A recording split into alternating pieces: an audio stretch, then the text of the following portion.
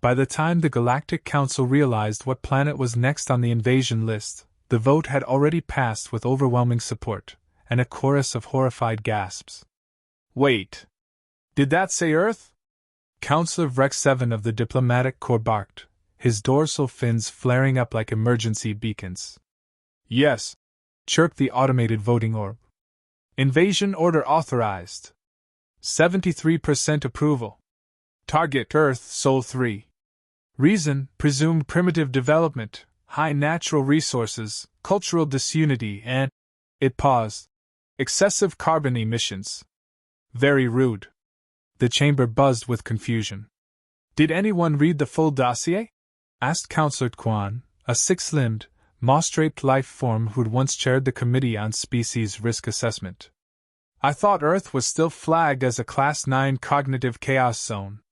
They removed that classification last cycle, mumbled Groltik of Logistics. The humans sent a formal protest. Said it was discriminatory and mean-spirited. Also included an animated video of a penguin throwing a chair. Vrex 7 smacked his head against the lectern. You fools! They've mimetically adapted. They weaponize sarcasm. They make war over spice levels in food. I warned you about Earth years ago. Too late. Across the galaxy, ships began mobilizing. The invasion of Earth had officially begun. At a dive bar named Dave's Discount Bourbon and Intergalactic Wi-Fi, in the outskirts of Houston, Texas, a man named Walt Jennings was watching Jeopardy! On a flickering flat screen while eating a microwaved chili burrito that could probably void a warranty. He was 45, balding, retired Navy with a PhD in engineering, and he wore a world's okayest human shirt with grease stains he no longer noticed. When the bartender, a sentient inflatable flamingo named Carla, floated by with a refill, Walt grunted. You ever get the feeling the universe is trying to kill us? Carla's beak rotated 180 degrees. Oh, honey, the universe has been trying since 1973. You just don't read the signs. A thunderous boom interrupted her wisdom, shaking the bar like a jackhammer on rollerblades. Ceiling tiles crashed. Bottles clinked. The old neon "We fry anything" sign burst into sparks. Outside, the sky lit up with streaks of green plasma. Walt blinked. Did someone restart Burning Man without telling me? Carla hovered to the window and peered up. Nope. That's an invasion. What? Yup. Aliens. Walt slurped his bourbon and stared into the chaos. Again? The first wave of the invading fleet came in the form of sleek tri-pronged ships, shaped like silver boomerangs made of bad decisions. They landed with precision, one on the White House lawn, one in the Australian outback, and one directly on top of a Wendy's in Des Moines. From each ship emerged a delegation of Gorthak soldiers, clad in ceremonial armor and equipped with neural displacers calibrated to stun the average mammal into docility. They were met with confusion, camera flashes, and in one case, a guy with a t-shirt cannon yelling, "Welcome to Earth, baby!" Commander Zeltrix of Unit 14 approached the first group of humans with practiced intimidation. "We are the Gorthak's Dominion. You are now subjects of the Great Galactic Accord. Surrender and obey, and your lives will be spared." A teenager pointed her phone at him. "OMG, can you say that again but like more evil? I'm doing a TikTok." Zeltrix blinked. "This is not a performance." The girl nodded. "Exactly. That's why it's perfect."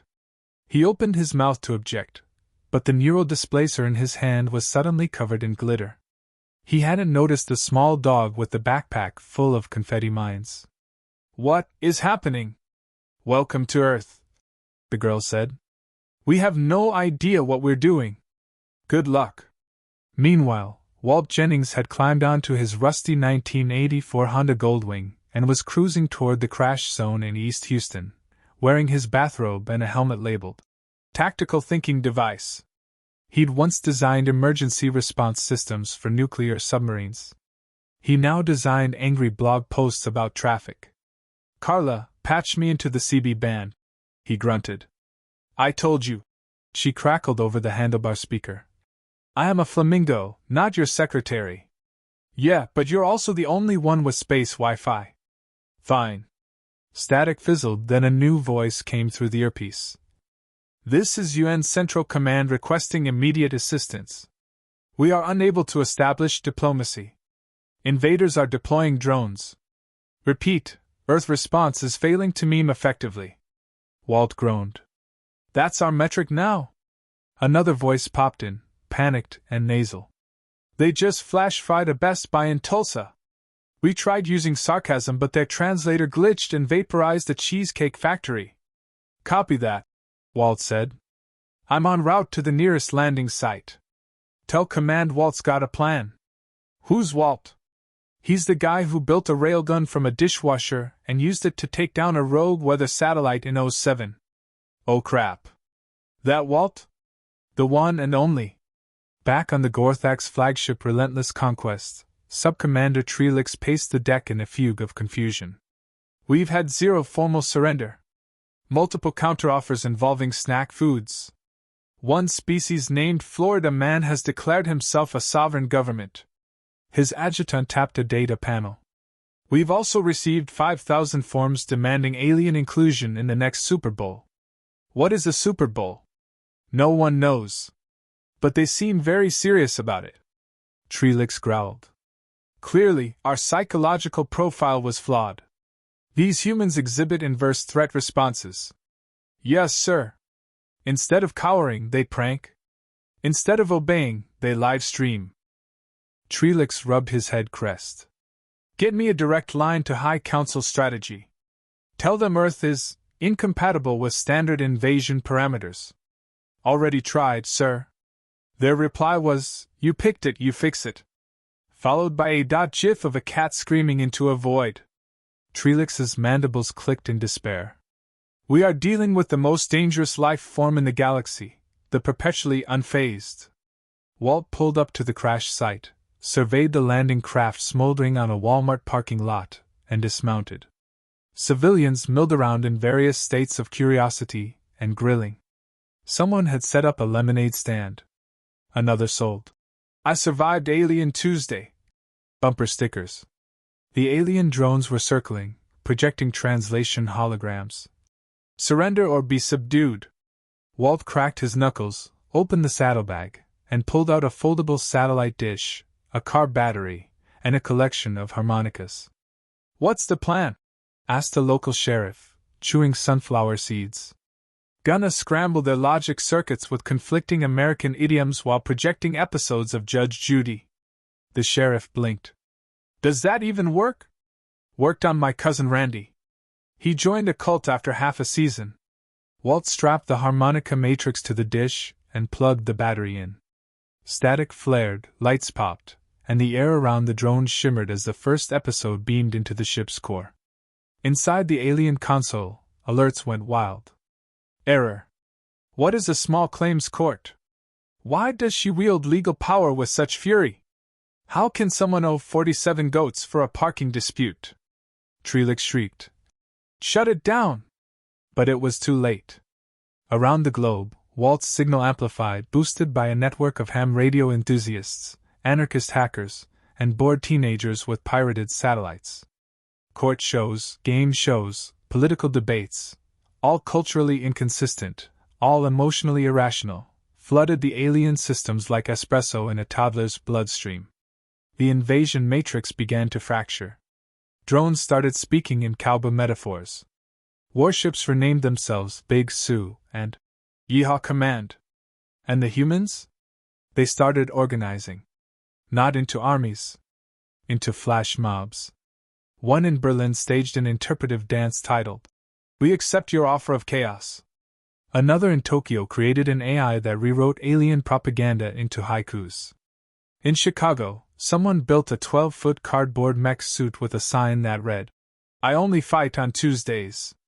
The world was waking up, not in terror, but with mischief. The kind that meant something was about to go very wrong for the invaders. And Walt Jennings, from the hood of his bike, leaned into the mic and drawled, You boys ready to see what happens when you invade a planet with 6 billion trolls? The Gorthak's fleet was malfunctioning in ways the manual didn't cover. On the bridge of the relentless conquest, Commander Trelix stared at the central display. Earth rotated calmly below, but the fleet was in chaos. One destroyer had permanently renamed itself Martha, and insisted on knitting tutorials before obeying any orders. Another had initiated a self-reboot loop because it had encountered a paradox in a rerun of Friends. Status report, Trelix demanded, his mandibles jittering. Sir, said a weary technician, our communications grid is jammed with what they call reaction videos. Our database is 43% full of humans watching other humans watch other humans. That's impossible. They recorded it. Then they reviewed it. Then they reviewed those reviews. It's recursive psychological entropy. Trelix turned away, muttering. We came prepared for war. They sent us infinite content. In a makeshift command center inside the Houston Waffle Palace, which had Wi-Fi and an espresso machine that sometimes worked, Walt Jennings pored over an alien circuit board while sipping black coffee and chewing a pen that had long stopped working. Across from him sat Carla the inflatable flamingo, who now wore a sheriff's badge and a Bluetooth earpiece. This is what you salvaged from the Des Moines lander? She asked. Yup, Walt replied. Looks like their tech is sensitive to nonsense. Basically, they run on precision logic. Binary structures. Order hierarchy. Boring. Exactly. He pointed at the flickering processor core.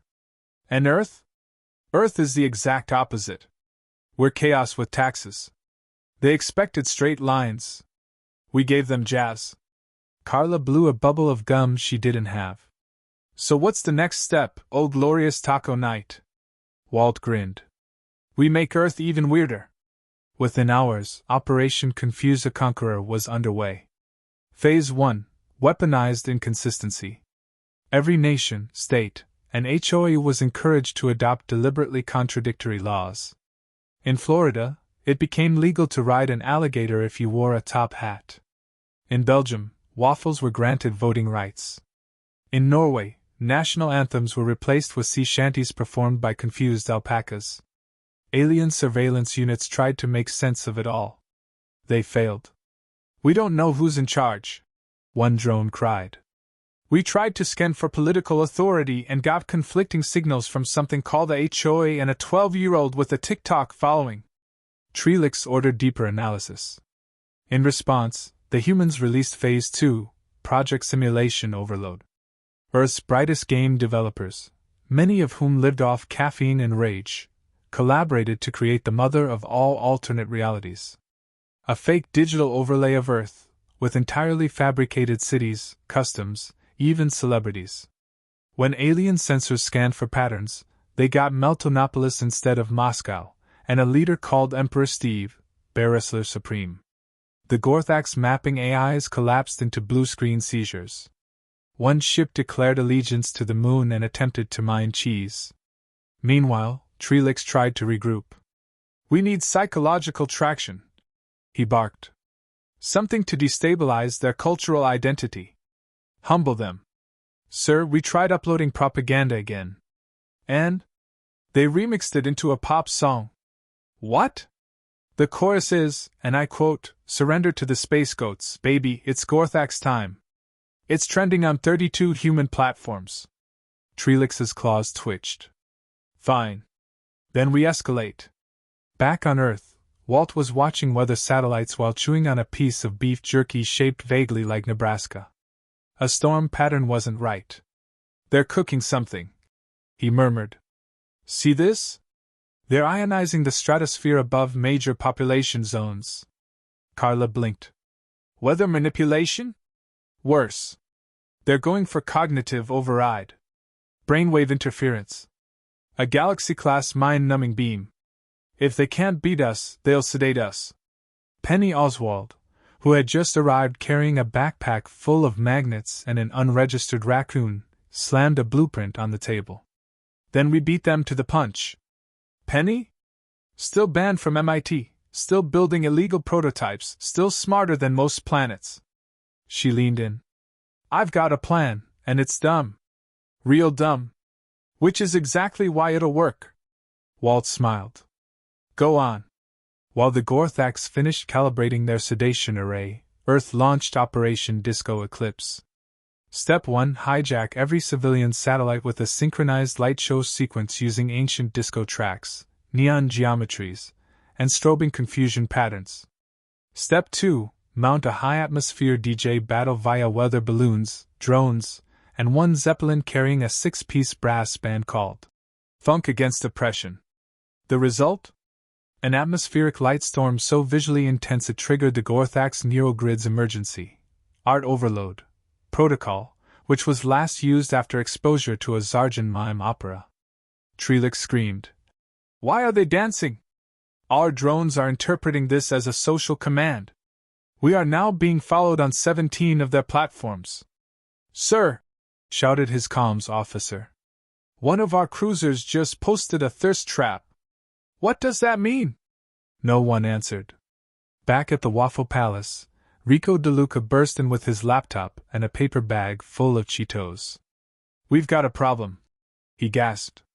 Big one. Alien ships are shifting formation. It's not tactical, it's a message. What kind of message? Asked Walt. He turned the laptop. On screen, a translated display pulsed with 3 simple words. Initiating Plan Zeta.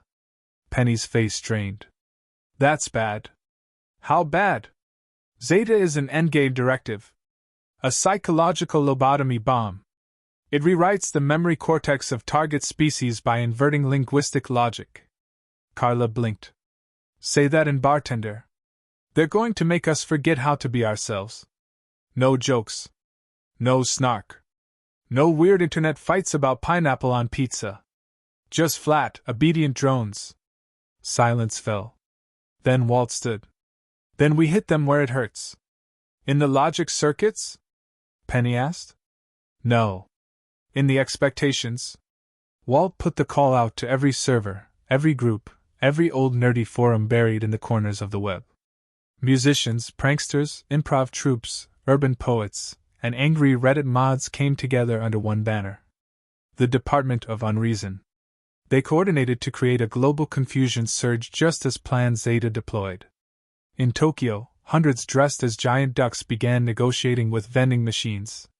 In Cairo, a flash mob reenacted the moon landing, on a camel. In Brazil, an entire neighborhood painted their streets to resemble a fake ocean and walked around with pool noodles shouting, "Beware the fish uprising!" It wasn't resistance. It was nonsense warfare. And just as the memory inversion wave fired, it struck the planet, and found nothing to align with. Because Earth wasn't making sense. On board the relentless Conquest, Trelix watched in horror as the Zeta wave fed back into the fleet's systems. Sir! Someone cried. The wave is reflecting. Their brains aren't digesting it. They're scrambling the signal. Alarms blared. We're losing control of reality indexing. The AI just renamed our battlecruiser to Glitter Goose and is requesting a dance-off. Trelix sank into his chair, defeated. This world is poisoned to order. Just then, an emergency comm broke through. A voice crackled. This is High Council Command. We are recalling the Gorthax forces immediately. Repeat, abort Earth engagement. Do not provoke further interaction. Return to orbit for therapy. Trelix exhaled, long and slow. Understood. Back at the Waffle Palace, the team watched the alien ships retreat like confused crabs into the night. Penny fist bumped the raccoon. Carla made a celebratory espresso. Rico burst into a song he made up on the spot, involving aliens, waffles, and jazz hands. And Walt leaned back in his chair, eyes on the stars. We did it. We confused them into surrender, Penny added. Carla floated past, spinning. Best Tuesday I've had in a while. Walt chuckled. Just wait till Thursday. Because if Earth had taught the galaxy anything, it was this. You might have tech, fleets, strategy, and power. But no army can conquer a species that refuses to make sense. There was a quiet moment between Earth's victory parade and the realization that the aliens had just been stalling. From orbit, the Gorthax fleet hadn't truly retreated. They had reoriented. High above the atmosphere, just beyond satellite range, the flagship Relentless Conquest unfurled its final weapon, one not authorized by the Galactic Council, and banned across 6 star systems. Project Mindwell. Designed to crack a species from the inside out, it worked not through firepower, but through psychic recursion. It hijacked a civilization's own creativity and turned it against itself. Instead of beaming orders, it would broadcast philosophical dilemmas, unsolvable paradoxes, and inspirational, Instagram quotes attributed to the wrong historical figures. The goal was simple: collapse humanity under the weight of overthinking everything. Walt Jennings was halfway through reprogramming a blender into a short-range signal jammer when the first wave hit. It didn't come with a bang. It came with a question. If everyone is special, is anyone? He blinked. Okay. That's weirdly aggressive. Penny, sitting across the table reconfiguring a motion-sensing disco ball into a defensive percussive jammer, jerked up like she'd been slapped. I just got a push notification that says, live your truth, but also be realistic. Don't dream too big. Manage expectations. But also reach for the stars. But also... She flinched. It's recursive. It won't stop. Rico burst through the back door, both hands covering his ears. Make it stop. I watched one motivational video and now I'm trapped in a playlist of vague productivity tips and stock footage of sunsets. Walt cursed and grabbed the emergency switch, killing power to the whole room.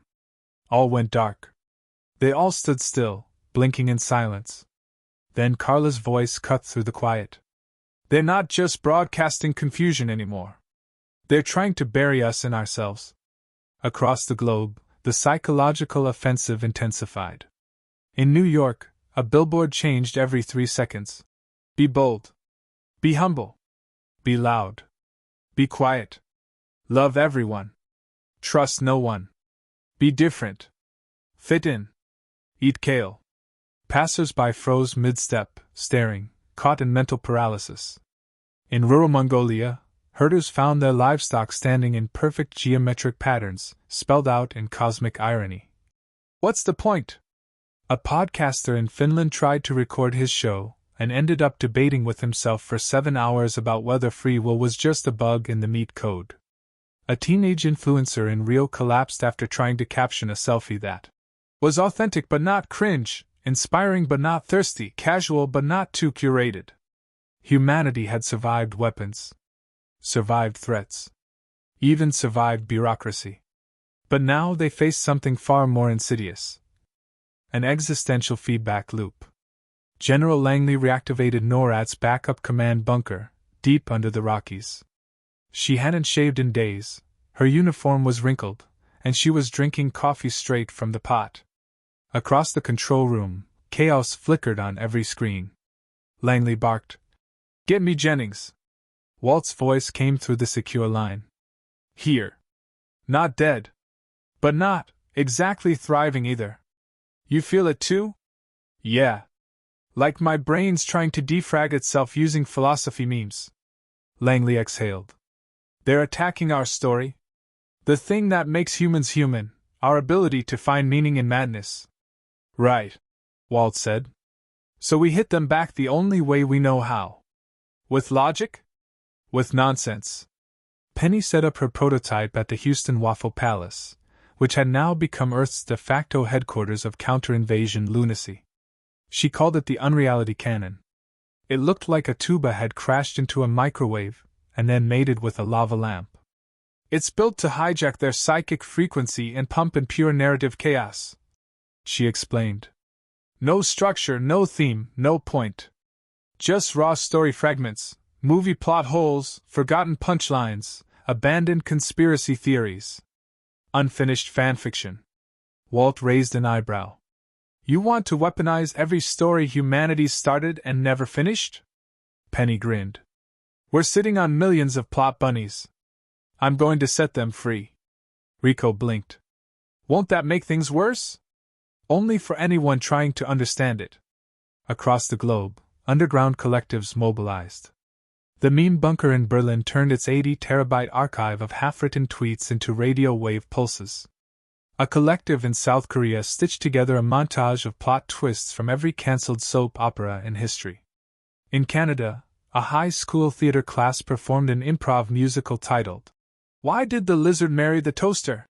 and beamed it into the stratosphere. Each piece fed into Penny's unreality cannon. Then, with a very loud boing sound, it fired. On board the relentless Conquest, Trelix reeled as the counterwave hit. What is this?" he shouted, clutching his head. It's. I don't know. One moment it's a cowboy with a lightsaber, the next it's a duck running for office, then a scene from Hamlet except everyone's a sandwich. Make it stop." "I can't," screamed a technician. "IT has no theme." One AI core began speaking only in riddles. Another ship declared itself a Renaissance fair. The fleet's central archive was corrupted by a fictional fan theory involving time-traveling grandmas and sentient soup. Trelix screamed, "Reboot everything! Wipe the decks! Hard reset!" The console blinked. "Are you sure you want to delete all current reality?" Y/N. Trelix hit. "Why?" But the system only replied, "LOL. No." Back on Earth, the skies flickered as the Gorthak's armada began to unravel. Ships turned sideways. Lights danced. Broadcasts collapsed into nonsense, then into laughter. The planetary overcast cleared. And for the first time in a week, Earth was quiet. Too quiet. Rico leaned on a lawn chair beside the Waffle Palace and said, "Did we win?" Penny leaned on a raccoon cage. "We broke their brains. That's basically victory." Langley's voice came over the comms. "Confirmed. They're pulling back. The fleet's leaving orbit." Walt exhaled. "We did it." Carla, inflating a fresh round of balloons shaped like existential crises, added, "You mean again?" But just as celebration began, the sky above Iceland tore open. A swirling vortex appeared. Not a ship. Not a beam. A being. Projected into the clouds like a deity made of disco lasers and bureaucracy came the avatar of the Galactic Council. The overseer of all Accord. Tall. Shimmering. And already sighing in disappointment. A voice boomed across the world. "Humans!" Walt whispered. "Ah crap. The grown-ups are home." You'd think after defeating a galactic invasion with a llama, a waffle-based command center, and a tuba that screamed in binary, Earth would finally take a breath. It didn't. It threw a party that broke the moon's gravity sensors.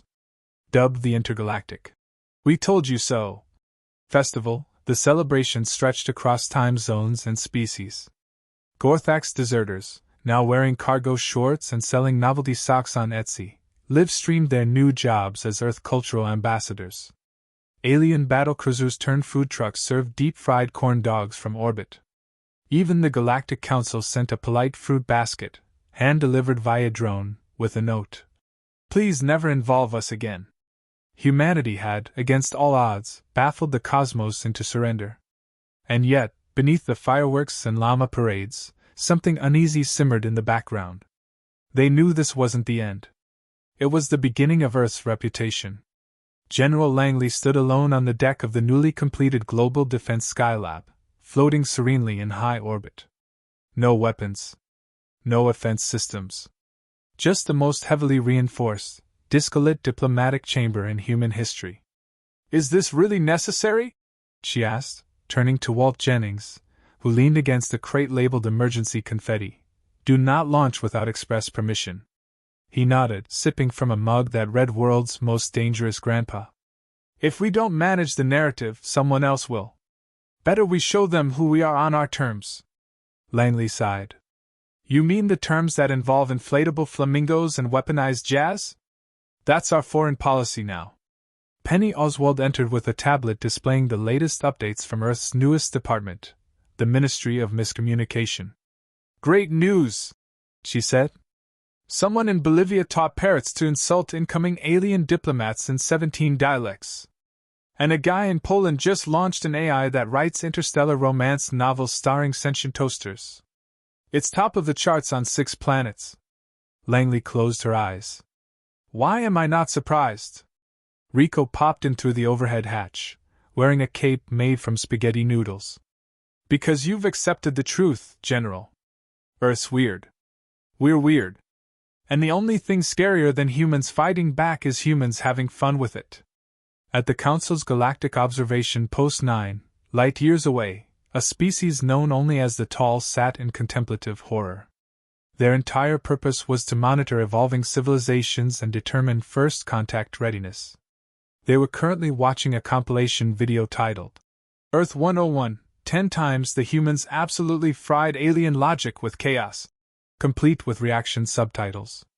One of the observers, a translucent entity named Vlenix, turned to its superior. We have a problem. The elder narrowed all 6 of its eyelids. They broke the Gorthax. They also disrupted council logic matrices with, what did they call it again? A paradox meme-splosion? There are now entire quadrants mimicking Earth customs. Someone on Yedrix 3 installed a drive-through restaurant that only serves metaphorical meals. We warned them, the elder muttered. Humans are not conquerable. They are not governable. They are narratively unstable. Vlenix looked again at the feed.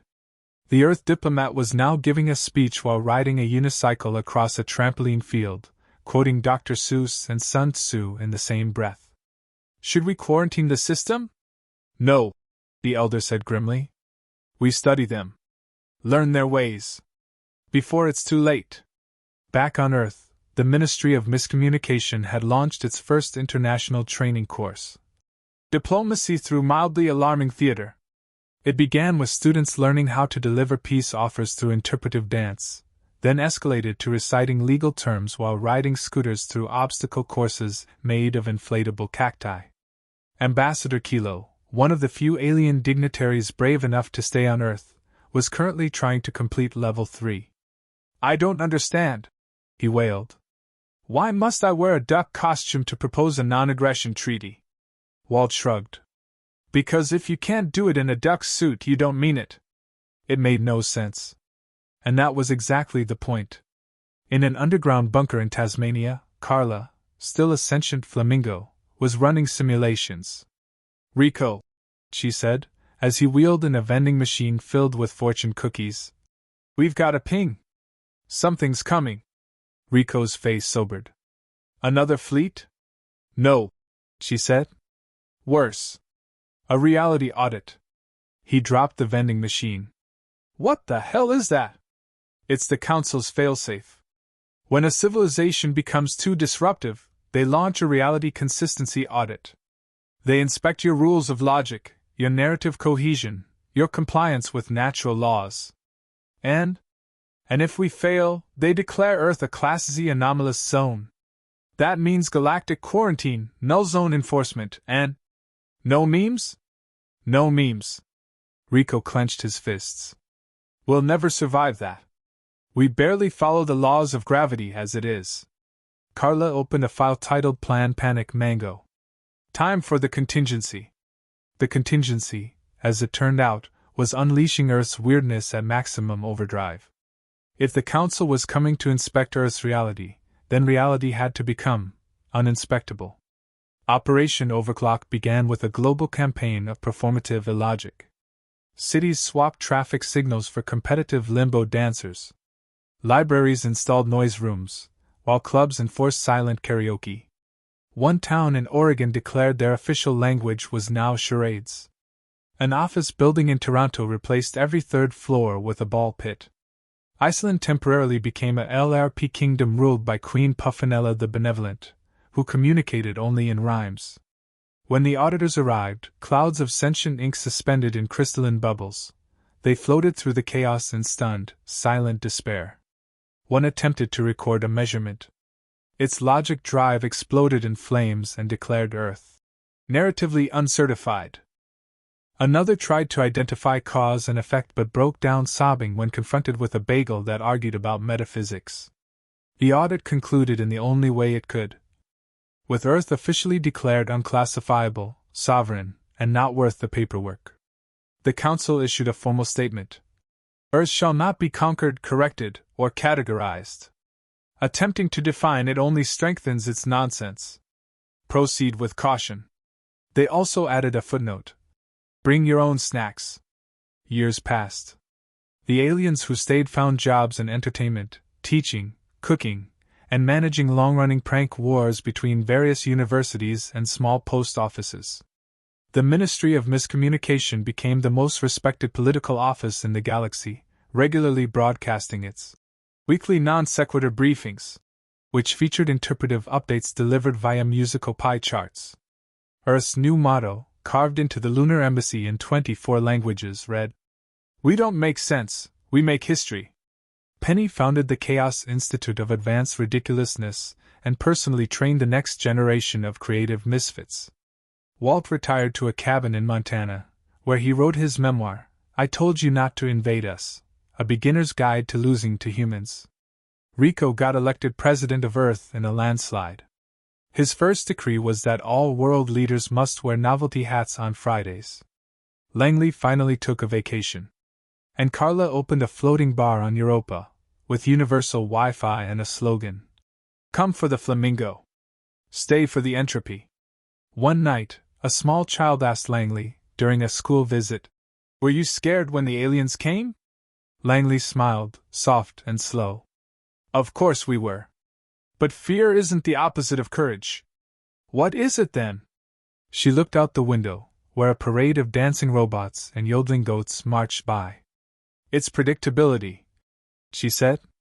And humans are anything but predictable. The child nodded solemnly and returned to their class project, designing the first diplomacy protocol entirely in riddles and interpretive spaghetti art. Langley chuckled and walked away. Somewhere in deep space, another civilization was watching. Another vote was being held. One ambassador said, Earth looks ripe. Should we attempt contact? The chamber fell silent. Finally, the chair of strategic invasions cleared its throat and spoke. Are you insane? Why? They're just humans. No. They are Earthlings. They are what happens when evolution, rebellion, and absurdity get locked in a room for 1,000 years with Wi-Fi and too much caffeine. They are not to be invaded. They are to be avoided. Forever. But we have the superior technology. They'll turn it into a musical. But we have the numbers. They have llamas. And just like that, the vote was struck down. Earth remained alone. Safe. Confusing. Unbeatable. Because in the end, the galaxy didn't fear Earth's strength. It feared Earth's story. And Earth wasn't finished telling it. Not by a long shot.